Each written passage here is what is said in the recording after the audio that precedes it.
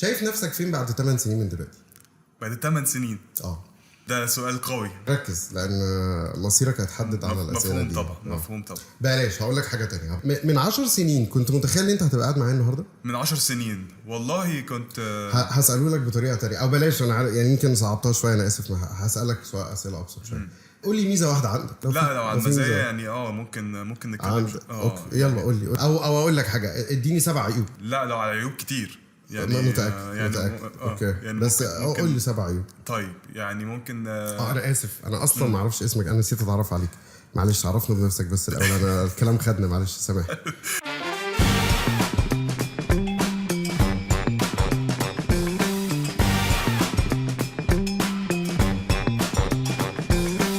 انا اسمي خالد صبري. اهلا وسهلا. اهلا وسهلا. خير.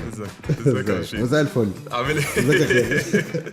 معلش احنا ابتدينا كده بدايه غريبه شويه. انا عايز اسالك سؤال قبل ما نبدا خالص. هو الكلام ده لسه بيحصل فعلا؟ يعني النوع ده من الاسئله لسه ستيل بيتسال من الاتش ار لحد دلوقتي؟ انا كنت بقش. طيب. يعني ما تقوليش ان ده لسه بيحصل يعني. بص طبعا انت واخدها في الاكستريم قوي بالمقاطعه والكلام ده كله، بس الاسئله كنوع اسئله لسه بيتسال. انت شايف نفسك فين كمان 5 سنين؟ ايه اكتر عيوب فيك؟ ايه اكتر مميزات فيك؟ ما زال الناس بتعمل الكلام ده لحد دلوقتي، يعني ما زال ان ده ممكن يبقى مفهوم جزء معين من الاتش ار. انا مش عايز اعمم باي شكل من الاشكال، بس انت لو بتسال في العموم هل الاسئله دي لسه بتتسال النهارده؟ لسه بتتسال النهارده. لو عايز تعرف رايي عن الاسئله دي ده موضوع تاني. بس احنا هنتكلم طبعا ان ديتيلز في الحاجات دي، بس خليني ارحب بيك الاول. انا عايز اشكرك ان انت معايا النهارده في حلقه الاتش ار. دايما مهنه شائكه حواليها لغط كده، يعني انتوا الناس يعني انا لو سمعت ان جاري اتش ار هقطعه، يعني فاهم؟ انا مش هسلم عليه. فيدباك متاخد عن الاتش ار ان هو الشخص الغلس، الشخص اللي دايما بيرفض الناس، اللي بيقطع الارزاق، اللي بيقطع عيش الناس، السخيف. وللاسف ده انطباع شائع، وده اللي احنا عايزين النهارده مش بس نتكلم فيه ونوضحه، بس احنا عايزين فعلا نعرف منك الديفينيشن الصح الاتش ار، وايه الغلط اللي بيحصل. نبدا بقى نعرف الجيرني بتاعت خالد ابتدى ازاي، ونبدا نعرف الناس اللي حابب بقى يشتغل النهارده اتش ار يبدا ازاي. وده الهدف اللي احنا عايزين نطلع بيه النهارده، ان احنا نعرف الباثوي اللي مشي فيه خالد وازاي وصل للي هو وصل له النهارده. ويعني حاول تتقمص شويه دور الشخص الطيب. انت النهارده لابس ابيض كده وجاي طيوب، فايه يعني خليك النهارده يعني ابعد شويه عن المود بتاع الاتش ار العادي، وخليك الشخص الطيب النهارده يعني، وايه بحبح معانا كده في الكلام. يلا انت ايه الدراسه بتاعتك اصلا كده؟ الدراسه بتاعتي انا اداره اعمال وعلوم سياسيه واحصاء. هو ده الديجري بكالوريوس في اداره اعمال وعلوم سياسيه واحصاء. التخصص بتاعي في الموارد البشريه، فانا يعني انت في المجال، انت متخصص في المجال جدا نفسه. يعني اتعلمت موارد بشريه في الجامعه قبل ما اشتغل فيها، بس ده مش اللي هتلاقيه على طول في الماركت. هتلاقي ناس صيدله كتير جدا، صيدله بيشتغلوا موارد بشريه. اشمعنى صيدله؟ ما اعرفش فعلا يعني، ما عنديش اي فكره اشمعنى صيدله، بس انا شفت الناس كتير متخرجه من صيدله شغالين. شفت مهندسين اللي هي مديرين مهندسين في الموارد البشريه، فهي ملهاش قاعده بيرسي، بس انا خريج موارد بشريه فتعلمتها من يعني انت راجل متخصص. النهارده احنا بنتكلم مع حد متخصص في المهنه دي او الاتش ار، فانت دخلت الموضوع من بابه زي ما بيقولوا. احكي لك من الاول بعد كده اقول لك على موضوع الاتش ار ده، وايه موضوع الاتش ار واللي احنا متشافين او عاده بنتشاف، او بيبقى فيه هزار، بيبقى فيه ميمز عن الموضوع، بيبقى فيه سف على الانترنت. وعلى فكره الموضوع في الاول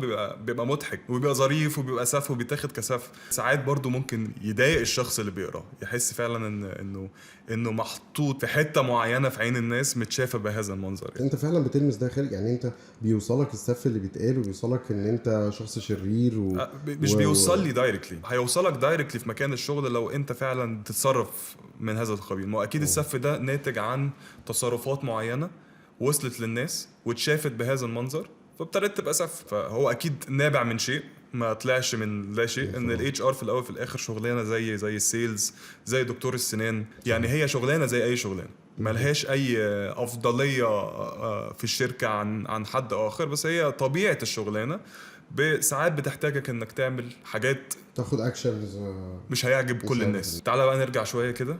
انا دخلت الجامعه او خلصت الجامعه في سنه 2011، فهي كانت سنه صعبه جدا. تمام. والسنه دي كان انا مؤهل ان انا اتجند، يعني ان انا اخش الجيش. فقدمت في الجيش زي اي بني ادم طبيعي جدا، وحضرت ارجا. والارجا قالت ان انا ايه غير مطلوب للتجنيد اعفى. فابتديت ايه خلاص انا عرفت ان انا فاضي، هتشوف بقى هنعمل ايه، هنشتغل ازاي، وهناكل عيش فين. انا عارف ان انا هشتغل في الاتش ار عشان يعني التخصص انا اخترته، يعني اخترته عن اقتناع، مش اخترته عشوائي يعني عشان. طب خليني قبل ما تكمل بس اقول لك ايه اللي كان جاذبك قوي ان انت عايز تشتغل. طيب خليني اكلمك بشكل براكتيكال، بشكل عملي. يعني اللي حصل فعلا معايا مش قصيده بقى وكلمتين. وايه اللي شدني في وظيفه الاتش ار ان انت برضو انت في الجامعه انت لسه من غير كلاشات يعني. بالظبط. في الجامعه انت لسه على الابيض، مش فاهم لسه حاجات كتير، ايه اللي بيحصل، المنظر عامل ازاي. فانت اول سنتين بتاخد تور كده، تروح على الماركتنج، تروح على الفاينانس، اكاونتنج، ايكونومكس، ماكرو بقى ومايكرو ايكونومكس وليبر ايكونومكس وسايكولوجي وستاتستكس. بتاخد فكره عن الميجر، بتبيلد الفاونديشن الاساس اللي انت هتكمل بيه بعد كده في التخصص بتاعك. تيجي في سنه ثالثه جامعه محتاج تختار تخصص، وانا ساعتها كنت عايز حد يقنعني بتخصص اختار. مش عايز اروح يعني ماركتنج على قد ما هي شغلانه شكلها حلو وهتطلع بقى بتعمل اعلانات. بالنسبه لاي حد ماركتنج هطلع بعمل اعلانات، شغلانه ليها وضع في مصر. على الاقل ده من وجهه نظر الطلبه اللي بيبقوا موجودين في الوقت الحالي وهم بيختاروا الماركتنج از ميجر، بيبقوا فاكرين ان هم يطلعوا يعملوا كده بس. مظبوط. ساعتها الاتش ار والاتش ار شغلانه موجوده من زمان، يعني ايا كان بقى مسمياتها الكتير، من اول شؤون العاملين لحد بقت اتش ار، ودلوقتي بيبل اند كلتشر مانجمنت. يعني ليها مسميات عماله بتتغير كل شويه اسمها وبيبقى شكلها غريب، بس هي في الاول وفي الاخر هيومن ريسورسز مانجمنت. كان الاتش ار ما فيهوش ناس كتير، كانوا حوالي تقريبا 35 بني ادم اللي دخلوا الميجر ده في الاخر. انا عشان اعرف اخش ايه اصلا رحت قعدت مع الدكاتره في الجامعه واحد كل دكتور في الحته بتاعته احكي لي كده عن الشغلانه دي شكلها عامل ازاي لما هتخرج، عايز اعرف ايه رايك فيها، شايف لها مستقبل ولا لا. بندردش، احنا كنت بحاول ان انا از ماتش از بوسيبل ان انا ايه اصاحب الدكاتره في الجامعه. يعني هم ايه، في دكتور عزيز جدا لحد اليوم ده وبنسال على بعض كده فروم تايم تو تايم، هو اللي حببني فاكره كويس جدا طبعا، ولحد دلوقتي انا يعني اقتناعه ده وداني في حته فعلا انا عمري ما فكرت في حياتي في خلال ال 12 سنه شغل اللي فاتوا ان انا اغير الشغلانه. يعني حصل لي امتحان في اول كارير ان انا اغير الشغلانه، اهي خارجه اهي، يعني ادي الخارجه اهي لو عايز يلا. وجالي خارجتين كمان في بعديها، بس قررت ان انا افضل على اللي انا عليه ده. يعني الاستاذك ده او اللي انت قعدت معاه ايه اللي قاله لك علم في دماغك قوي خلاك ان انت تقرر ان انت تشتغل اتش ار؟ اللي قاله لي ان انت بتساعد اهم حاجه في الشركه، انت بتساعد البني ادمين اللي شغالين في اللي هم الشركه. يعني ما هو شركه من غير ناس ولا حاجه. انت شغلانتك انك ازاي تساعد الناس اللي موجوده في الشركه دي يعملوا احسن حاجه بالنسبه لهم، من غير بقى اي جعلصه، من غير اي مصطلحات. انت وظيفتك انك بتخدم الناس دي، وانا بقول بتخدم دي بكل حب وبكل اقتناع. يعني انت وظيفتك انك تخدم الناس اللي شغالين في الشركه ان الشركه دي تتحسن. كونك انك بتشوف ده بيحصل قدامك انت لوحدك بتحس باكتفاء ذاتي كده، تحس جدا جدا لما بتلاقي ان الفايده دي فعلا بتعم، وبالذات لما بيجي لك فيدباك او رد فعل من الناس تقول لك شكرا على كذا، ده في حد ذاته بيبسطك جدا يعني. بس ده مش في العالم الافتراضي، يعني ده بيتطبق على ارض الواقع. يعني برضه خلينا ناخد الجانب البراكتيكال زي الجانب البراكتيكال، بس هو ده اللي قاله لي اللي انا اقتنعت بيه. انت حبيت تساعد الناس، انت حبيت تبقى الطريقه اللي بيها الناس ياخدوا حقوقهم او تساعدهم في الشركه. بالظبط. وحتى انا وانا يعني في سن صغير ما بينك وبين صحابي لا يجوا لي عشان ياخدوا رايي في شيء يعني. فحسيت ان المهاره دي موجوده وباينه من ان الناس بتجيلي تسالني على رايي في كذا. انت لقيت في نفسك حاجه تقدر تبني عليها وتبقى اتش ار شاطر. يعني انت حسيت في نفسك ان انت وسط اصحابك انت الشخص الريفرنس، انت الشخص اللي بيجوا يسالوه بيطلبوا منك مساعده او بياخدوا رايك في حاجات. فانت حسيت ان هي نورت معاك دي بتماتش مع نفس اللي انت عايز تشتغل. وده اللي يمكن نجحك. وغير كده انا لما دخلت ما قلتش ايه، انت عندك كذا فرصه في الجامعه انك تغير ميجر. ممكن تزود سنه، هتتاخر شويه في التخرج. بالنسبه لك وانت في الجامعه انا دلوقتي بختار حاجه هيترتب عليها حاجات كتير، هيترتب عليها انا متشاف ازاي في سوق العمل، انا هتشاف ازاي. لا هتحط ماركتنج على السي في بتاعتك، موست بروبابلي هيجي لك مكالمه من شركه على ماركتنج. لا تحط اتش ار، موست بروبابلي هيجي لك مكالمه على اتش ار. يعني بتختار شيء هيترتب عليه مستقبلك كله. فانا مش شرط ان انا ابقى عايز ان انا اتخرج في ال4 سنين. يعني لو حصل ان انت دخلت ميجر، والله اللي انا دخلته ده وانا بتعلمه مش ما بقيتش حاسه، ما اجن انا رايي خدته من بني ادمين. عملت ايه بقى علشان رايي ابقى واخده عملي؟ قعدت كل صيف ادور على تدريب في الشغلانه. عايز اروح اتدرب في شركه في الشغلانه الفلانيه، وكنت بقضي الصيف كله او معظمه في التدريب. يعني ممكن اعمل في صيف واحد تدريبين او 3. واشتغلت في مدرسه، اشتغلت في مدارس، في سمر كامبس. في المدارس في الوقت الصيفي بيبقى عندهم زي كامب كده بيلموا فيه اطفال من سنين مختلفه. بتعلمهم انت بقى سكيلز مختلفه، بتعلمهم مهارات مختلفه. ممكن برزنتيشن سكيلز، رياضه، تعلمهم مزيكا، انجليزي. المهاره بتاعت انك تعلم شخص شيء خدتها من السمر كامبس وتعلمت الشغلانه نفسها. رحت شركات كبيره واتدربت معاهم، حتى لو كان الموضوع غير مجزي ماديا خالص. انا عايز اعرف الشغلانه دي لما انا هتحط في الكيان ده هبقى مبسوط، هبقى فولفيلد، هعرف اكمل، هيبقى ليا نفس ان انا اجي المكان ده كل يوم، او ان انا اجي مكان شبه ده كل يوم، ولا لا، ولا الحته دي مش بتاعتي خالص. ده شيء انا اجتهدت فيه وقرب لي الصوره قوي. بعد الدراسه دي خالد 12 سنه اكسبيرينس زي ما انت ذكرت. بص، هو 12 سنه بتوعي متقسمين في اندستريز مختلفه او في مجالات مختلفه وفي وظائف مختلفه جوه الاتش ار. يعني اشتغلت 4 سنين تقريبا في الاويل اند جاز، فترة تانية في الكونسيومر جودز، ايا كان بقى في الغذائي، حاجات صحية، حاجات شخصية. فاشتغلت في الشركات دي. اشتغلت في المجال الطبي، الأجهزة الطبية. اخرهم دلوقتي انا في مجال التكنولوجيا. كان في لفة على المجالات على قد ما هو في الاول ما كانش مقصود، بس ابتدى يبقى مقصود بعد فترة معينة. غيرت كتير قوي الصناعات، يعني اشتغلت في شركات مختلفة في خلال ال 12 سنة اللي فاتت، وفي وظائف مختلفة في الاتش ار. ما كانش مقصود بس ابتدى ان هو يبقى مقصود لحد كبير، واحكي لك ليه. صرف النظر كان مقصود ولا مش مقصود هنعرف منك، بس هل اللي بيشتغل مهم ان هو يغير الصناعات اللي بيشتغل فيها، ولا اللي بيبقى فاهم في حاجة يكمل فيها وده احسن؟ مفيد جوه الاتش ار، مفيد جدا لناس كتير. او ان انت عامه في شغلك، انسى الاتش ار، في شغلك ان انت تشوف اشكاله عامله ازاي. دي حاجه مفيده جدا، ان هو بيديك برسبكتيف عن، او بيديك وجهه نظر كامله عن اند ريزلت بتاعت الشغلانه، او اللي انت عايز الشغلانه دي كلها على بعض بتحقق ايه في الاخر. ده يعني انت مع التخصص، اللي انت لو انت حابب اتش ار خليك اتش ار، بس اعمل روتيشن. التنوع ده، ما انت حابب هندسه، حابب ميكانيكا، بس مش لازم تشتغل مثلا برودكشن انجينير بس. ما تشوف المينتننس، تشوف حاجات تانية. شوف يعني في حاجات كتير جوه الهندسه، في حاجات كتير جوه الاتش ار ممكن تعجبك حاجه تانية تبقى عارف، تبقى شاطر فيها. فخد الفكره دي خلاص، انت حبيت المجال ككل. جوه المجال بقى في نطط بقى بالظبط. شوف وخد فكره، عشان انت وارد جدا انك تبقى شاطر في حته معينه. ال 12 سنه ابتدوا ازاي؟ يعني البدايه، شخص لسه متخرج من الجامعه، عرفت موقفي من الجيش وعايز اشتغل، عايز اشتغل جدا، يعني باي شكل ممكن، بس وعايز اشتغل في مجالي. القصه اللي جايه دي كانت زي ما تقول ايه، حظ شويه، بس انا ما سبتش الفرصه تعدي. انا جالي مكالمه تليفون وانا قاعد في كافيه عادي جدا، والله عايزينك في وظيفه كول سنتر. طب اللي بيكلمني ده اتش ار تمام، وعايزني في وظيفه كول سنتر. فانا يعني زي ما تقول ايه، عملت حاجه مش مفروض. قلت ايه، انترستد، وانا مش انترستد. ودي مش شغلانه اتش ار، ودي مش شغلانه اتش ار خالص. بس قلت انترستد تمام. ورحت الانترفيو بقى. كان ايه، كان في فندق، ترابيزات كتير اكنك داخل فرح، بس هو مش فرح يعني. هو ترابيزات اللي هي الترابيزات الكبيره دي، كل ترابيزه عليها 10 الراوند تيبل، وكل ترابيزه عليها 10 كراسي، وانت قاعد بقى ايه قدامك ناس. وتقريبا انا رحت هناك من الصبح، ابتديت كلام مع الشخص الساعة 6 بالليل.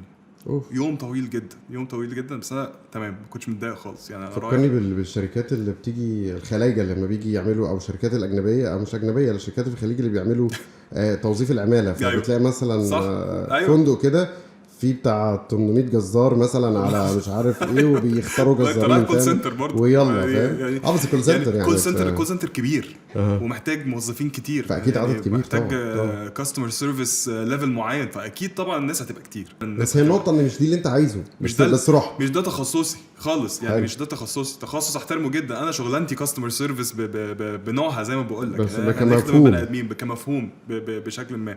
بس انا رحت، وفي السي في بتاعتي ان انا عملت تدريبات في اتش ار، ومعايا السي في بتاعتي طبيعها في ايدي، معايا كذا نسخه، زيرو اكسبيرينس زيرو اكسبيرينس، بس عملت تدريبات. يعني ما هو ده اللي هيديك زقه شويه. فريش جراديوت بس بتدرب، بس يعني شايف يعني خد فكره. فرايح ودخلت بعد كده تخش كوريدور طويل ريكروترز قاعدين بقى اللي هم بتوع التوظيف اتش ار ترابيزات كده، وكل انت بتروح تقعد مع حد بيتقال لك انت هتقعد فين يعني وبتعمل معاك انترفيو. فقالت لي والله انت ليه مهتم بشغلانه الكاستمر؟ قلت لها والله انا مش مهتم بشغلانه الكاستمر سيرفيس، انا جاي بس قاعده انا جيت جنبكم النهارده علشان تقريبا. اقابلك وعلشان اديك السي في. انا عارف ان انت اتش ار، فبالتالي انت بتعملي ريكروتمنت دلوقتي، فبالتالي ده شغلانتك، وانا حابب جدا مجال الاتش ار، واعتبرت دي فرصه ان انا اقدم لكم فيها السي في بتاعتي، ان انا اعرف اتواصل معاكم عشان ما عنديش اي كونكشن في شركتكم، وانا حابب اشتغل في المجال ده في القسم بتاعك او في اي قسم في الاتش ار. انا لسه في الاول فهتعلم، ولو في شغلانه هكلميني. يعني انت رحت انترفيو على شغلانه عشان تقول لهم انا مش انترستد بيها، ايوه وعايز اشتغل شغلانه تانية، بس خدتها فرصه ان انت تروح مش انترستد بس عايز شغلانه تانية ما اعلنتوش عنها اصلا في الاتش ار. هاي. خلي بالك انا ساعتها الناس دي في حتت حلوه قوي دلوقتي برضه معايا في الدفعه. كان ليا اصحاب بينزلوا يلفوا بالسيفيهات على الشركات يسلمها للامن عشان يبعتها القسم اتش ار. ما انت برضو انت متخرج من الجامعه ولسه ما تعرفش يعني ايه بقى موضوع ريفيرال وابعت لحد يبعت لحد. لينكد ان ما كانش لسه يعني في اقوى حالاته. لينكد ان ده بلاتفورم على السوشيال ميديا للبروفيشنال لايف، بتخش عليه تبني بروفايل عشان تدور بيه على شغل كده. اي ثينك ده الاولد فيرجن، يعني كلنا لما كنا بندور على شغلانات ما كانش لسه الانترنت واللينكد ان ولا البلاتفورمز اللي بنقدم عليها، كان كله بيطبع ويروح ويقدم ويجتهد. كانت الدنيا متطوره جدا يعني ممكن في بلاد تانية يعني.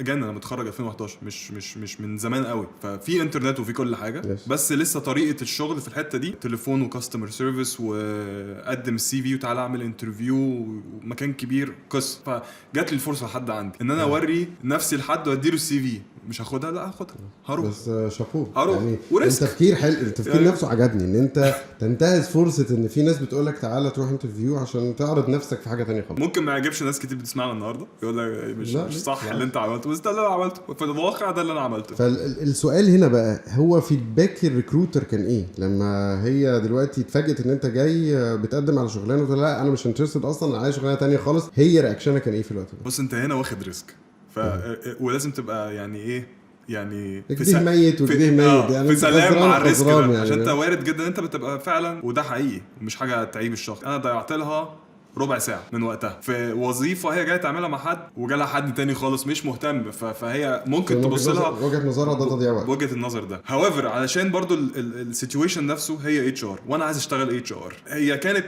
محسوبه الى حد ما، والفيدباك بتاعها كان ظريف جدا يعني. هي كانت مبتسمه، كانت مرحبه جدا بالموضوع وخدت السي في. واكشولي دي كانت اول شغلانه اشتغلت خدتها فعلا يعني. اشتغلت حاجه ليها علاقه بالاتش ار عن طريق ده.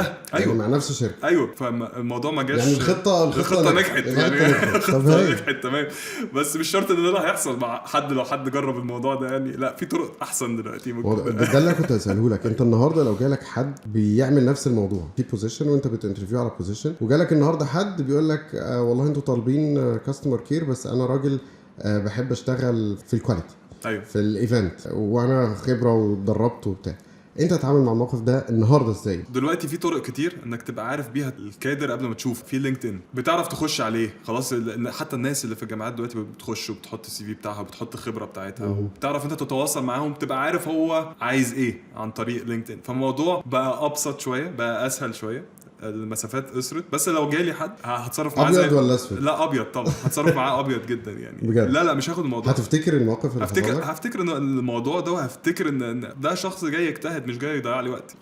بس خلينا نشوف النظره الاخرى. في ناس تانية ممكن تشوفها يعني انت بتهزر، انا طالب كذا تيجي يعني. في ناس ممكن تتعامل مع الموضوع بحديه شويه، اللي هو انت جاي تضيع لي وقتي فعلا. وارد جدا. كلنا مش زي بعض. في ناس مضغوطه جدا في شغلها فالوقت صعب، فلما تيجي برضو تقعد ربع ساعه في حاجه مش زي ما انت فاكرها ممكن تبقى متضايق وممكن تبص للوجه الايجابي من الموضوع يعني. It's very interesting story صراحه يعني. ان انت تعمل كده وبدايه I think دي رساله لكل الناس. هو انت استغليت فرصه جات لك، مين يخطر على باله ان انت تروح انترفيو على حاجه انت اصلا مش انترستد فيها عشان تعرض نفسك في حاجه تانية. فالاجتهاد ليه اوجه كتيره، وان انت ممكن تعمل اي حاجه حتى لو اوت اوف بوكس. صح. فده شيء بس اللي جاي مش احلى قوي يعني. غطسنا شويه وطلعنا تاني. يعني في الشغلانه دي الشغلانه دي انا قعدت فيها قد ايه؟ شهر. يومين انا عارف هبتدي امتى. كلموني هتشتغل فون فون ريكروتر انت بتعمل انترفيو للبني ادمين على سكيلز معينه لشغلانه الكول سنتر. يعني انا باساس مهارات معينه في الشخص علشان يشتغل شغلانه الكول سنتر، فبقيت انا الريكروتر اللي نفس الشخص اللي وظفك، نفس الشخص اللي وظفك خدت وظيفته. بالظبط. فالشغلانه انت قاعد من تقريبا كانت 8 الصبح وانا كنت ساكن في مدينه نصر، والشغلانه في اكتوبر بعيد تمام سفر.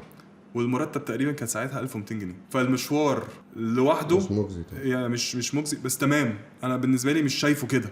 انا تمام جدا. انت اشتغلت الحاجه اللي انت حاببها وفعلا من قلبي تمام جدا جدا، ما عنديش اي مشكله في الموضوع الحمد لله. يعني كان عندي فرصه ان انا اخش اتعلم في جامعه، فانا يعني تمام مش متضايق من الموضوع. انا هبتدي فرايح وعلى الريسبشن بقى انا خالد. نعم. والله انا جاي اشتغل النهارده. عندي شغل النهارده مع كذا كذا كذا. لا ما والله ما حدش ساب لنا خبر. ما حدش ساب لنا خبر. طب بس كلمي كذا كذا كذا. كلمت الشخص وقالت لا ايوه افتكرت ايوه لا تمام. انا لا جاي ببطاقه ولا عملت فيش وتجميل، مفيش اوراق. انت جاي على ما مضيتش عقد على الله حكايتك. ما مضيتش عقد. واول شهر ده عدى كده وما مضيتش عقد. كنت مبسوط في الاول كنت مبسوط جدا، وممكن الناس كتير قوي بتسمعنا تشوف كان متسرع مش متسرع، بس انا متبرمج كده يعني مخي شغال كده، ومش حاجه هعرف ان انا اتخلى عنها. انا بالنسبه لي بروح 8 الصبح بمشي 8 بالليل، عبال ما برجع البيت اكتوبر لمدينه نصر فيها ساعه كمان، قلت 9 يومك راح خالص مفيش مشكله. بس الشغل بقى كان وظيفته ايه؟ بعمل ريكروتنج على التليفون. يعني ما بشوفش حتى بني ادم، ما بتعاملش معاه فيس تو فيس، انا بكلمه بس على التليفون طول النهار. انا بعمل مكالمات تليفون. لا مش ده اللي انا اتعلمته في الجامعه.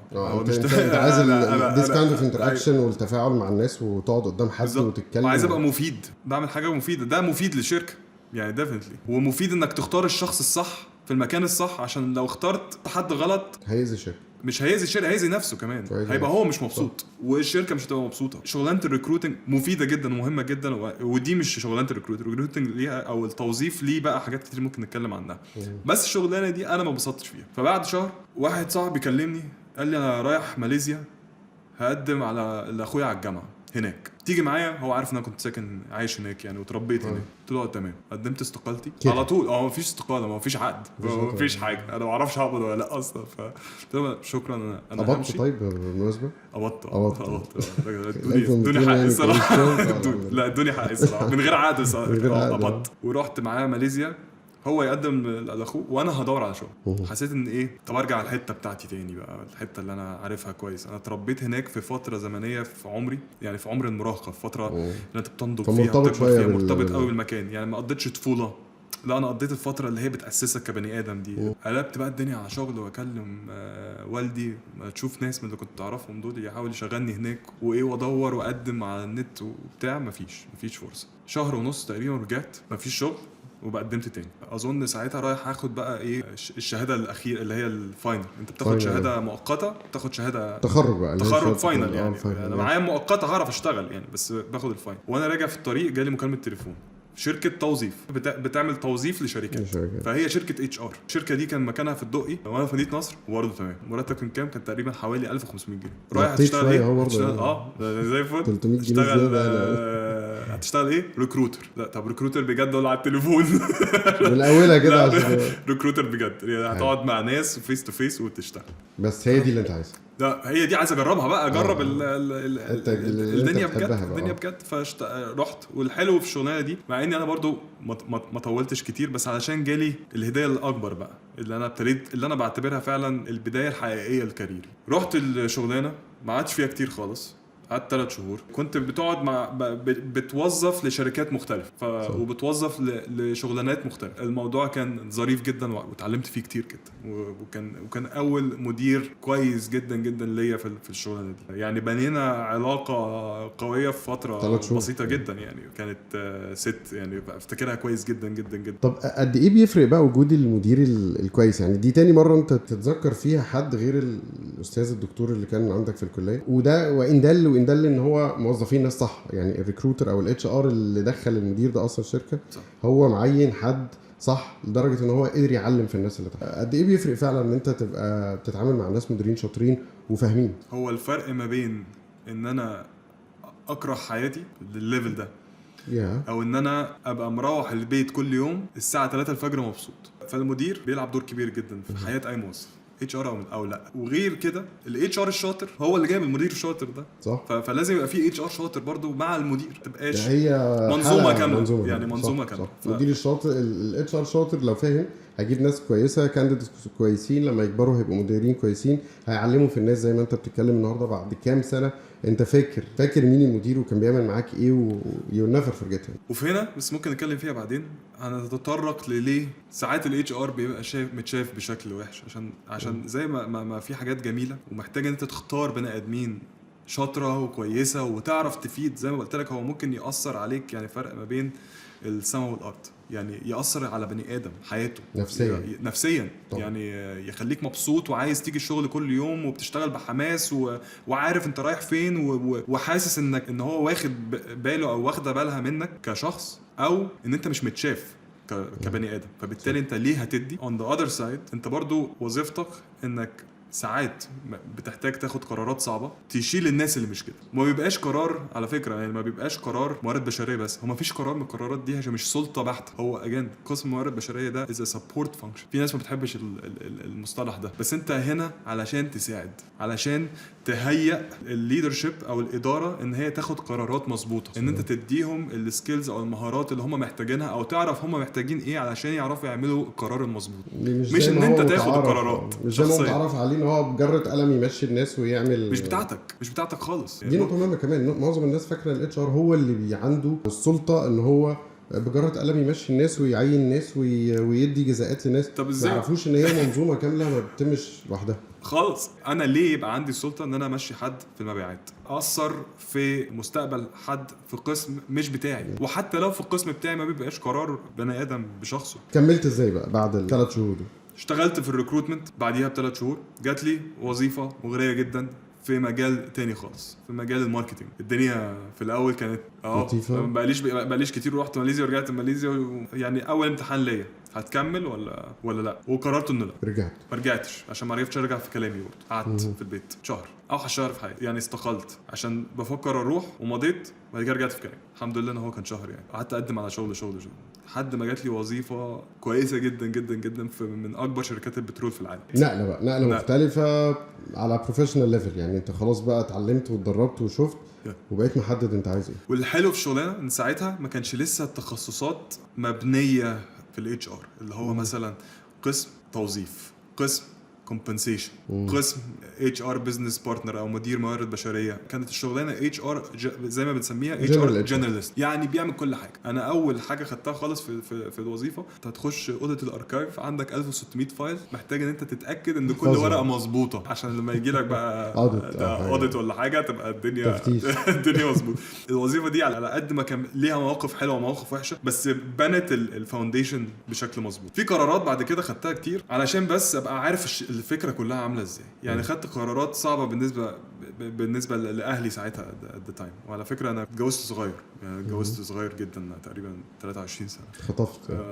ففي قرارات خدتها عشوائيه، زي مثلا انا دخلت المديرتي في شركه بترول دي، قلت لها انا عايز اروح اي حته، وانا كان جاي لي طفل في الطريق، يعني متجوز وجاي لي طفل في الطريق. قلت لها عايز اروح اي حته ان شاء الله العراق. هي حست ان انا عايز اهيك. قالت لي ليه؟ قلت لها انا محتاجه اتعلم حاجه جديده. انا دلوقتي اهو بقالي حوالي 3 سنين ونص في الحته اللي احنا فيها دي، وبكبر وبترقى الحمد لله، واتعلمت وقعدت مع المديرين كلهم في الشركه، وعرفت الاتش ار اند تو اند عامل ازاي بالتفاصيل الشركه، عايز اشوفه عامل ازاي في بلد تاني. اي بس التوقيت نفسه ما كانش صح. اتوقع يعني انت المفروض جاي لك بيبي، المفروض تقعد جنبه يعني، صح. مش تفكر تهج يعني. بس انا زي ما كنت بقول لك في الاول، الوظيفه بتاخد حيز كبير برضو قوي من حياتك، او من وقتك، انت بتاخد حيز كبير قوي من تفكيرك. فانا كنت فعلا زهقت وعايز اجرب حاجه جديده. وكان في الاوبشن ان انت تاخد شورت تيرم اساينمنت، اللي هي ايه، اساينمنت لمده 6 شهور يا دوبك قبل ما ايه ابني يتولد. انا قلت له عايز اروح شورت تيرم اساينمنت في اي حته ان شاء الله العراق. كلمه كانت كده بالظبط، اي حته ان شاء الله العراق.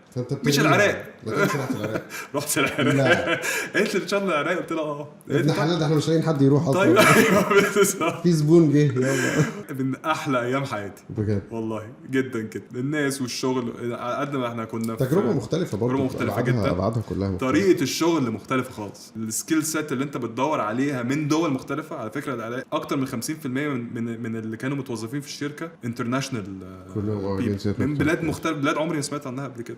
وانت بتعمل انترفيوز وبتتكلم وبتساعدهم ان هم يروحوا من بلدهم للعراق. ان انت تتعامل مع جنسيات مختلفه بكالتشرز مختلفه، ده سكوب، ده برضو يعني دي اي ثينك دي فرصه لاي حد بيشتغل في الاتش ار، دي بلس يعني، دي حاجه مهمه جدا. exactly. وكان في فرصه ان الشركه بتوفر ده اجان، فعلى طول ما تخليش الفرصه قدامك وما جرب. يعني عمرك ما هتعرف غير لما تجرب. هي مش هتيجي وانت بتفكر، هي هتيجي بعد ما تتحط في الموقف وايه ده بجد هي يعني. مشكله خلي في ناس كتير بتقعد تحسبها كتير، اصل هي مش مناسبه كسكن، مش مناسبه كمجهود، مش مناسبه كمشوار، فلوسها مش موفيه. اتوقع ان ده اتغير شويه المايند سيت ده دلوقتي، يعني ما بقاش الناس برضو بتفكر كده، ولا حاسس ان لا؟ الصراحه الجيل اللي طالع انتليجنت جدا. يعني جيل ديجيتال بجد، جيل بيعمل ستارت ابس، بيعمل يونيكورن كومبانيز اللي هم 1 بليون دولار كومبانيز. يعني بيبدع. يعني جيل ما اظنش ان هو حتى معظمه، ده من اقتناع انا مش فاكت، هو مش عايز يشتغل في شركه. انت بتبذل مجهود، وده نجيله كاتش ار، انك ازاي تخلي المناخ في الشركه مؤهل. يعجب الراجل او البني ادم اللي متخرج عايز يفتح شركته. احنا بقينا بنكمبيت مع الستارت ابس، يعني بقينا بنكمبيت مع الناس اللي عايزه تفتح شركاتها لوحدها. هو مش هو انا هشتغل يا عم، انا هجيب حاجتي وانا مدير نفسي وهتصرف. بيبقى عندهم فيجن وعندهم رؤيه، وزي ما انت بتقول عندهم افكار يفتحوا فيها شركات. خليني اقول لك برضو ان في ناس العكس، يعني في ناس بتبقى رابطه نفسها بالوظيفه، هي مش عايزه تاخد ريسك رغم ان هي عندها امكانيات. وده اللي كان هيخليني اسالك من وجهه نظرك ايه الحاجات اللي لازم لو اي حد النهارده بيفكر يروح يشتغل اتش ار لازم يكون عنده مينيمم مواصفات معينه او سكيلز معينه، حتى ممكن تتطور، يعني حتى لو في حاجات ممكن يشتغل عليها ويطورها، بس في حاجات لا غنى عنها. اول حاجه بني ادم يكون بيعرف يسمع بجد، ويسمع بموضوعيه، يعني يسمع من غير ما ياخد سايد، ودي ساعات بتبقى صعبه جدا. دي مهاره وصعبه جدا انك يبقى عندك ضبط نفس، انك ما تخليش افكارك تيجي على حساب اللي قدامك. انا هنا بسمع وبحاول اسمع الموضوع زي ما هو، بغض النظر اللي قدامي لابس ايه، شكله عامل ازاي، جاي منين، متخرج منين، بحبه وما بحبوش، قريب مين خالص. طريقه الكوميونيكيشن والليسننج، ازاي اوصل المعلومه زي ما هي بالشكل المظبوط اللي معظم الناس تفهمها، ولو معظم الناس ما فهمتهاش ازاي الناس ما فهمتهاش تفهمها. فدي كروشل، وبحسها من اصعب الحاجات انك ممكن تتحط فيها.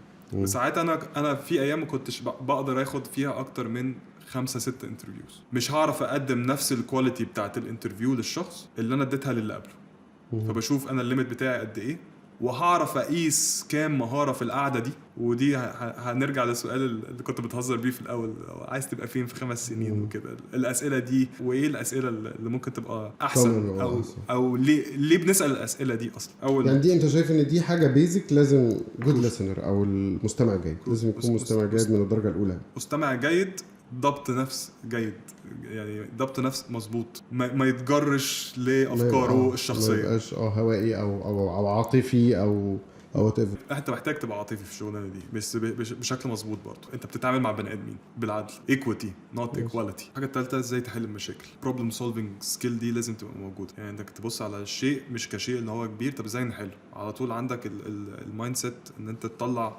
حل، مش تعمل مشكله، او مش ان احنا نتكلم في المشكله. انت على طول محتاج ان انت تطلع الناس من الكلام في المشكله للكلام في الحل. المايند سيت محتاج ان هو يبقى رايح في الحته دي. تشينج مانجمنت او اداره التغيير، كلمه كبيره جدا. احنا في عالم دلوقتي بيتغير كل نص ساعه، ولسه في AI، ولسه في حاجات كبيره انا شخصيا لسه بحاول استوعبها. وده بيغير من الداينامكس بتاعت الشغل، بتاعت الحياه. ما هو الداينامكس بتاعت الشغل بتاعت الحياه دي لما بتتغير، انا كبني ادم لما بخش اوضه المكتب بتاعتي، لو في حاجه متشاله من مكانها انا بتضايق. ممكن تبقى متضايق، وممكن تبقى طيب تاخدها بصدر رحب. فازاي توصل للناس ان هي تستوعب التغيير وتفهم التغيير باحسن شكل من الاشكال. وكل الشركات اظن بتمر بده دلوقتي. النقطه الاخيره اللي الناس معظمها على طول بتقول ايه، هي مهمه وهي فاونديشن بيزكس، بس مش الحاجه الوحيده المهمه. كل اللي فوق اللي احنا قلناهم دول مهمين. انك تعرف الاند تو اند اتش ار شغال ازاي بكل اشكاله، بيسيرف مين، عايز يطلع بايه، وتفهم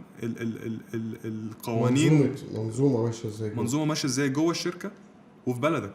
يعني المنظومه ماشيه ازاي في بلدك، ان في قوانين، في حاجات كتير محتاج تتعلمها، هتختلف من دوله لدوله، اللي جوه الشركه هيختلف من شركه لشركه، انما في قوانين ثابته على الكل اللي هي قوانين الدوله. الشركه ايا كان هي اجنبيه او لا لازم تحترم المكان او الدوله اللي هي شغاله فيه، فده شيء لازم تتعلمه. طب من وجهة نظرك يا خالد، السكيلز اللي انت قلتها دي كلها دي حاجات مكتسبة ولا ممكن اطورها مع الوقت؟ اللي عملته ان انا حطيت نفسي في المكان من اول الجامعه عشان اشوف انا هتعامل ازاي في جميع الاحوال. سكيلز والمعلومات والاديوكيشن او التعليم مهم جدا لينا للكل انك تبذل مجهود فيه، بس الخبره العمليه هي اكبر حاجه هتعلمك. حط نفسك في الموقف، شوف الفرصه شكلها صعب خش فيها. الخوف من الفشل هيشد ناس كتير، واكبر حاجه هتعلمك انك هتفشل في الاول، هتفشل مره واثنين وثلاثه، بس هتطلع منها اقوى، تطلع منها احسن. اقول لك على حاجه على موضوع اداره التغيير ده. انا جات لي الفرصه دي في شركه من الشركات، شركه مالتي ناشونال. انا بالنسبه لي البروجكت دي مرعبه جدا ومش عايز مدير كويس هو اللي زقني على الموضوع. ودخلت اشتغلت ما اعرفش عنها شيء، بس بقيت شاطر في الحته دي بسبب الزقه الاولانيه دي. كل حاجه كانت سبب في حاجه. تدريبي في الجامعه كان سبب ان انا اخش شغلانه اتش ار، يعني الناس شافت السي في ولقيت ان عمل تدريب، والشغلانه اللي بعديها هي كانت السبب ان انا لاند شغلانه بنيت على كل حاجه بتبني على اللي بعدها. فلو ما عندكش حاجه اصلا ومش معرفتش تجرب او ما دخلتش تجربه انت بتخسر 100%.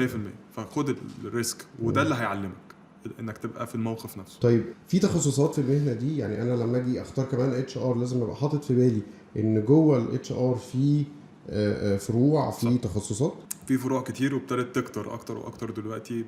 والتخصصات انا بحسها مفيده ان بتدي كل حته حقها. يعني شغلانه الجنراليست مهمه جدا ولسه موجوده، بس بتقل كمسمى وظيفي او كمسمى وظيفي، عشان اللي بيعمل كل حاجه دي مش هيبقى شاطر قوي في حته معينه، فبقوا بيعملوها تخصصات دلوقتي. بقى في شركات كتير بتروح في حته. ايه بقى التخصصات؟ يعني اول تخصص كلمنا فيه كتير التوظيف. هو قسم مسؤول عن التوظيف، بيقعد مع المدير، بيقعد في قعده اسمها ديبريفنج سيشن. ديبريفنج سيشن دي اللي هو بيزيكلي انا دلوقتي راجل ريكروتر بعمل انترفيوز وبعمل بوستنج على النت عشان الناس تشوف الوظيفه انسو. هعرف الوظيفه دي بتعمل ايه منين؟ من المدير اللي بيعين. اروح اقعد مثلا مع مدير مبيعات، محتاج عنده خبره فين، بيعمل ايه، بيشتغل في تيم ولا لوحده. مش لازم يبقى تيم بلاير، ممكن الشغلانه بتتطلب ان هو يشتغل لوحده، ممكن الشغلانه بتتطلب ان هو بيشتغل مع تيم. ما فيش حاجه بتاخد افضليه على حاجه.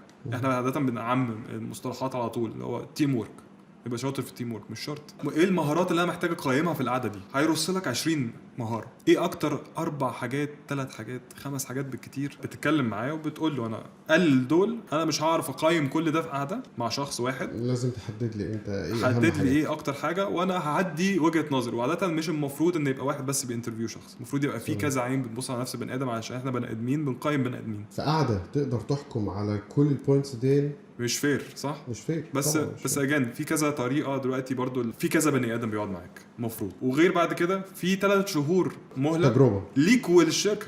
يعني بيبقى في 3 شهور انت بتشوف الشركه عاجبني ده مش عاجبني، ممكن تمشي فيها في اي وقت. و3 شهور الشركه برضو ممكن تقول لك مش هينفع، ما انبسطناش، الدنيا مش تمام، مش ماشيين مع بعض. غير كده العملي بيحكم في الاخر برضو، لازم نشوف ارمي نفسك. فانت بتقرب المسافه بس بالانترفيو، مش بتاخد الموضوع كله. ومش فير ان انا في قعده واحده احكم على بني ادم بحياته كلها خالص. فده مجال. في مجال تاني اسمه compensation and benefits، المرتبات والحوافز والحاجات دي كلها. طب دول بيعملوا ايه؟ دول بيبصوا، هم عارفين الشركه الفلانيه عندها استراتيجيه معينه. let's say ان الاستراتيجيه دي هو مش عايز يبقى احسن حد بيدي سالاريز في السوق، بس مش عايز يبقى اوحش واحد، هو عايز يبقى في النص. هو عارف ان نص السوق بيدفع اكتر منه ونص السوق التاني بيدفع اقل منه، وبيعوض ده ان هو عنده جوه حاجات كتير بيعرف يديفلوب بيها الناس ويطور بيها الناس ويعلمهم. فهو عارف ان الحته التانيه دي هتسنده، فمعتبرها جزء من الكومبنسيشن اند بنفيتس، الحوافز. هو مش بص عليها كفلوس بس، بص عليها كحاجات تانية، وهو ات بيس مع ده. المفروض الاداره دي تعمله ان هي برضو تخاطب الموظفين وتعرفها ان دي استراتيجيه الشركه. منين الموظف يعرف اصلا؟ لان هو في الاخر انت بتدي له باكج بيقول لك لا الباكج دي قليله. في بعض الشركات ممكن تعمل لك البحر طحينه، لا ده احنا عندنا احسن انفايرمنت، لا ده احنا بنطلع رحلات بقى الفيوم والبتاع يعني وعندنا سوشيال كلاب وعندنا فسح وعندنا ميديكال انشورنس، يعمل لك البحر طحينه. وفي الاخر بيبقى كلام كوميرشال. او ان الكلام ده لازم تبقى انت عامل له فاليو في الاول في الانترفيو عشان الناس تبقى عارفه صح. لما تخش تلمس الكلام ده مزبوط. والا هيبصوا للموضوع او الاوفر كانه رقم. والرقم ده على فكره بعد وقت انت بتنساه وبتبقى عايز ازيد، طبيعه البني ادم، مش شرط تبقى مرتاح بيه وبتطلب تاني. هنا بقى القسم ده ممكن بيواجه مشاكل كتير، ان الناس مش مبسوطه عاده بالمرتبات بتاعتها، على طول عايزين ازيد. كل حته الشركه الفلانيه بتدفع اكتر، ممكن الشركه الفلانيه دي تبقى استراتيجيتها غير استراتيجيه الشركه، وانت كراجل كبني ادم اتش ار عارف ان الاستراتيجيه هي ده. طيب واحنا عايزين نبقى في نص السوق، فبتلم معلومات دي الوظيفه بقى بتاعت الكومبنسيشن اند بنفيتس او اداره المرتبات والحوافز، ان هو بيلم معلومات من السوق، يشوف السوق شكله عامل ازاي، وبيحدد هو عايز يبقى فين من السوق، واكوردنجلي بيحدد بقى المرتبات بتاعت الموظف بالليفل، البنفيتس في بقى بنزين ولا لا، في عربيات ولا ما فيش عربيات، في بدل مواصلات ولا لا، في تأمين طبي، موبايل جيم. ايه اللي بيحدده؟ اللي بيحدده الشركة بتوفر ايه وعايزه تبقى فين من السوق. انت راجل فاتح شركه وبتدفع فلوس عشان الشركه دي تشتغل، ممكن تحط فلوسك كلها في الناس وتكسب، وممكن تحط فلوسك كلها في الناس وتخسر، فاكيد ليها حسبه معينه. تخصص ثالث مثلا، ده التخصص بتاعي اللي هو البيزنس بارتنرشيب او الاتش ار بيزنس بارتنرشيب. انت شريك عمل مع الشركه، بتقعد مع قسم بتقعد مع الاداره وبتشوف المشاكل اللي بتواجههم ايه وبتواجه الناس ايه وبتحلها مع بعض. من اول الكالتشر، الناس بتلمس ايه كل يوم، بتعيش في ايه، بيشوفوا ايه، مشاكل مع مديرينهم، محتاجين سكيلز معينه، حد شاطر جدا في الوظيفه الغلط محتاج يتنقل مكان تاني عشان يبقى احسن. دي الحته اللي انا حبيتها اكتر في الاتش ار، اللي هي اسمها اتش ار بزنس بارتنر. بس دي موجوده كتير ولا دي حاجه موجودة. لسه حاجه موجوده كتير. تطور يعني من الاتش ار جورنالست وصل لده، ان الشخص ده بيتعامل مع كل الاتش ار، يعني بيتعامل مع ريكروت، شايف الناس بتشتكي مثلا مشكله من الكومبنسيشن وهو بعلمه من السوق. الراجل ده لازم برضه يبقى عنده نتورك كويسه قوي مع السوق، لازم يبقى عارف الدنيا بره عامله ازاي وجوه الشركه، بيتعامل مع الكومبنسيشن. والله انا سمعت ان كذا كذا كذا وحاسس ان الكلام ده صح عشان انا سمعت كذا كذا كذا، ما تيجي نشتغل مع بعض نشوف لو في حاجه فعلا مش مظبوطه ولا لا.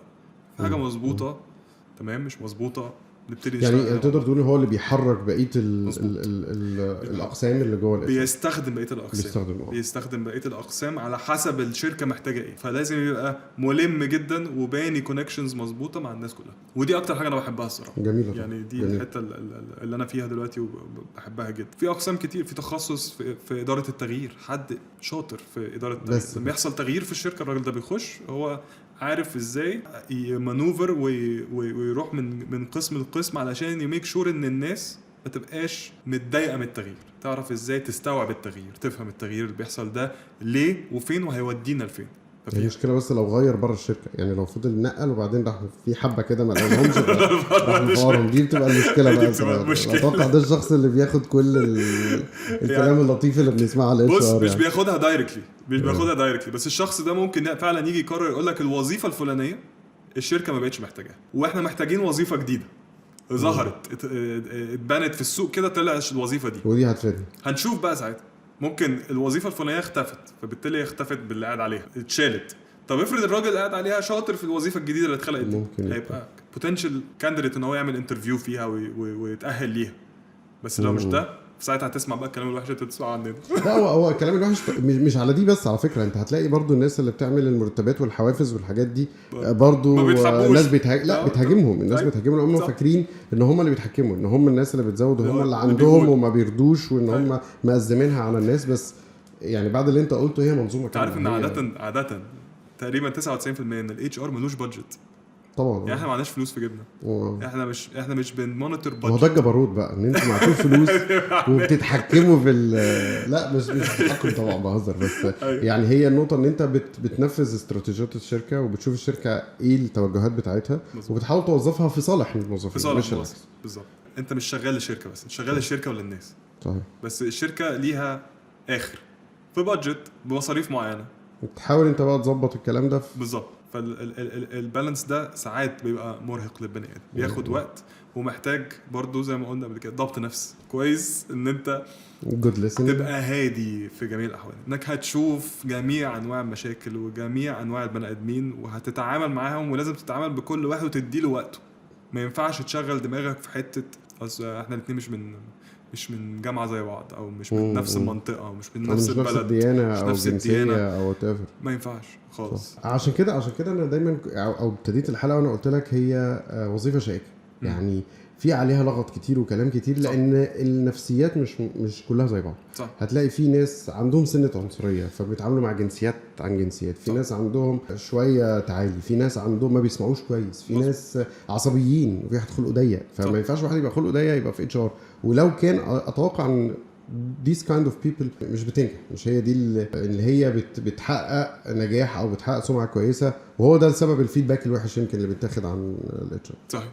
صحيح. اخر نقطة بقى، النهارده حد مهندس صيدلي دكتور وات ايفر قرر ان هو يشتغل اتش ار، حابب حته ان هو يساعد الناس، يعمل بوند مع الناس، وان هو يشتغل مهنة الاتش ار، حلو. يبدأ منين؟ لو قدر يعني في اسرع وقت ممكن يحاول يجيب تدريب في وظيفه اتش ار حتى لو من غير مرتب. التدريب وكونك انك اسمك خدت خبره في مكان عمل في الحته دي بيفيد كتير جدا عمليا يعني. عمليا. أوكي. بايدك. حلو. وده هيقرب الصوره اصلا للشخص من الفكره الخارجيه اللي هو خدها عن اتش ار. في ناس ممكن تبقى شايفه اتش ار هي وظيفه حلوه ومكتب، يجي يقعد على الكرسي ده يلاقي ان كل يوم لازم يبقى مهيئ ان يجي له 30 بني ادم هيشكوا له همه، بس يعني هيشكوا همه كل يوم، وانت محتاج تدي الوقت ده. انت ما ينفعش تقول لحد والله انا ما عنديش نفس، بس خلي ده يعني خلي ده النهارده مش هينفع. فهو شايف ان انت راجل قاعد في التكييف والكمبيوتر بتاعه وانا شغال في مصنع، تعال اقعد مكاني وشوف مارسها وشوف ده هيبقى شكله عامل ازاي. يعني اول حاجه لو عندك فرصه تدريب خش فيها حتى لو من غير فلوس، حتى لو من غير فلوس قدم وابعت لناس على لينكد ان شغالين في الاتش ار. يعني خش على لينكد ان وكونكت مع ناس شغالين في الاتش ار. اتس ا سوشيال بلاتفورم، يعني سوشيال بلاتفورم للبروفيشنالز، فانت بتكلمه على حاجه بروفيشنال، فعادي جدا ابعت له والله السي في بتاعتي اهي، انا عايز اتدرب في مجال الاتش ار، انا عارف ان انا مش متخرج من اتش ار بس عايز اشتغل في مجال الاتش ار ده علشان انا مهتم بيه. ده من الوجه العملي. اوكي. من الوجه التعليمي الدراسه، خلاص انت اتخرجت معاك بكالوريوس ايا كان بقى في هندسه، صيدله، اسنان، ايا كان بقى في الحته بتاعتك، عايز تعمل ايه علشان اتعلم اكتر في الاتش ار. انت ممكن تبقى بيزك جدا في موضوع ان انت تاخد اتش ار دبلومه تعلمك قانون العمل المصري، تعلمك قانون التامينات الاجتماعيه، تفهم الفاونديشن ماشي ازاي قانونيا الاول، فده هيديك ايدج من ناحيه الدوله اللي الشركات بتشتغل فيها ايا كانت الدوله. يعني الدبلومه بتاعه الاتش ار بتفهمك قانون العمل بتاع الدوله والسيستم بتاع الدوله عامل ازاي عشان تعرف تتعامل معاه كاتش ار. مظبوط. طيب انت اوريدي مقرر تخصص، الشهادات ليها تخصصات كتير. يعني ممكن SHL شركه كبيره جدا وعالميه جدا بتعرف تديك تخصصات كذا حاجه في الاتش ار، بس هم اشطر في مجال التوظيف، الريكروت. يعلمك من اول سؤال ايه الاسئله اللي ينفع تتسال وايه الاسئله اللي ما ينفعش تتسال في الدول الفلانيه. احنا في اسئله بنسالها في مصر: ساكن فين، متجوز ولا لا، عندك كام عيل. الاسئله دي لو سالتها في بلد تانية ممكن تخش فيها السجن، ممكن يترفع قضيه على الشركه. هل ده صح او غلط في مصر؟ والله هي الكالتشر بتقول ان الاسئله دي كانت عاديه بتتسال. يعني هتفيدك في حاجه في الشغل؟ لا. وارد لا. ساكن فين مش هتفيدني في حاجه في الشغل. طبعا المدير بيبقى عايز يعرف هيجي الشغل بدري وهيتعسف وهيزهق. ممكن تتسال على اساس ان انت بتعمل بوند مع الشخص اللي قدامك بس كده بتدردش، لكن حتى مش لو اتسالت في سياق بوند بره مصر غلط برضو. يعني عشان ده بروفيشنال سيت مثلا ودي حاجه انا ما كنتش اعرفها بس عرفتها من ده. بس انا عارف خلاص ان انا في مجال التوظيف. لو حاجه عايز اعرف في العموم، في جامعات كتير في مصر بتدي دبلوماز بعد التخرج وقتها قصير في مجال الاتش ار. طب لا انا عايز اتخصص قوي، انت ممكن تعمل ماسترز ديجري في مجال الاتش ار. لو انت عايز تتخصص قوي هتبقى معاك ماسترز ديجري في البيزنس مانجمنت لو انت مهندس او صيدلي او دكتور، فتعلمت بيزنس مانجمنت وتخصصت في الماسترز في الاتش ار. ده من الوجه بس ده ادفانسد شويه. ده ادفانسد شويه بس هيديك ايدج انك تاخد شغلانه لو انت خلاص خلصت جامعه وعايز يبقى عندك حاجه تانية اون ذا سايد. في ناس بتخلص جامعه وبتعمل ماجستير على طول، بتعمل MBA على طول، بتحصل. هتساعد هتساعد بس انا على طول هقول لك ان الخبره العمليه كينج في الموضوع ده. يعني الكونكلوجن انت بتقول خبره العمليه، ان انت لو عندك اي اوبورتونيتي حتى لو من غير فلوس او حتى كتدريب ابدا عشان تشوف او تاخد زي ما بيقولوا الفليفر وتاخد كده ايه اللي بيحصل في الاتش ار وبتعاملوا مع ازاي والاقسام المختلفه.